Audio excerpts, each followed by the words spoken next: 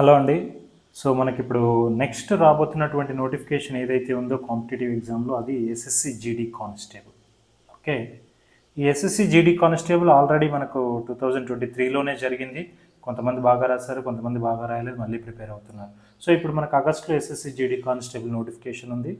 December or జనవరిలో exam అనేది conduct చేస్తారు. దాంతోపాటు మన తెలంగాణలో కూడా TSR TG okay SI constable exam అనేది మళ్ళీ కూడా మనకు నోటిఫికేషన్ వస్తుంది. దానికి కూడా మనము ప్రిపేర్ అయితే సరిపోతుంది.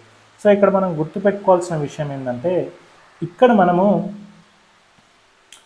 ఇక్కడ ఇంగ్లీష్ క్లాసెస్ ఓకే ఇప్పుడు రాబోతున్నటువంటి నోటిఫికేషన్స్ ఏవైతే ఉన్నాయి ఎస్ఎస్సి జీడీ కానిస్టేబుల్ కానీ లేదా ఎస్ఐ కానిస్టేబుల్ కానీ వాటికి ఇంగ్లీష్ అనేది చాలా చాలా ఇంపార్టెంట్ అనమాట.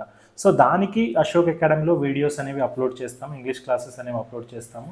సో దానికి ఏ విధంగా ఉంటుంది అంటే ఏ రకంగా క్లాసెస్ అప్రోచ్ అనేది ఏ విధంగా ఉంటుందంటే ఫస్ట్ వచ్చేసరికి పార్ట్స్ ఆఫ్ స్పీచ్ ఇంట్రడక్షన్ జరుగుతుంది. పార్ట్స్ ఆఫ్ స్పీచ్ ఇంట్రడక్షన్లో noun, article, pronoun, adjective, adverb, preposition, conjunction, introduction, just introduction అండి, క్లాస్ కాదు.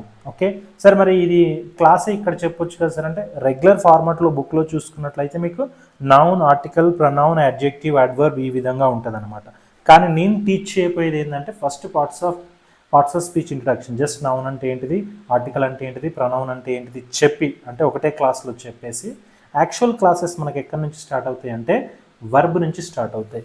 ఎందుకు సార్ ఇక్కడ నుంచి ఎందుకు స్టార్ట్ అవుతాయి అంటే ద సింపుల్ రీజన్ అండి, ఇప్పుడు మనకు కాంపిటేటివ్ ఎగ్జామ్లో ఎక్కువగా ఫోకస్ చేస్తుంది, ఎక్కువగా అడుగుతుంది ఏంటంటే verb, tenses, active voice, passive voice, question tag, direct indirect speech, conditional, degrees of comparison, subject verb agreement.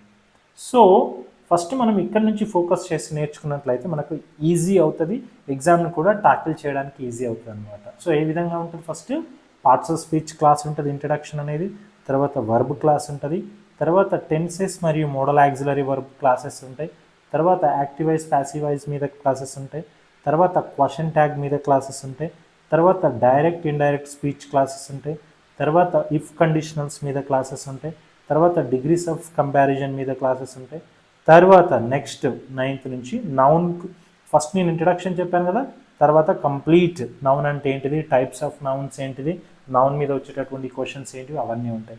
తర్వాత సేమ్ ఆర్టికల్ కూడా అంతే, సేమ్ ప్రొనౌన్ కూడా అంతే. నెక్స్ట్ యాడ్జెక్టివ్ మీద కూడా కంప్లీట్ క్లాస్, అడ్వర్బ్ మీద కూడా కంప్లీట్ క్లాస్, ప్రిపోజిషన్ మీద కూడా కంప్లీట్ క్లాస్, కంజంక్షన్ మీద కూడా కంప్లీట్ క్లాస్, ఇంటర్జంక్షన్ మీద కూడా కంప్లీట్ క్లాస్. అంటే ఏంటిది ఓవరాల్గా మనకి 16-17 క్లాసెస్లో మనకి కంప్లీట్గా ఇంగ్లీష్ గ్రామర్ అనేది అయిపోతుంది.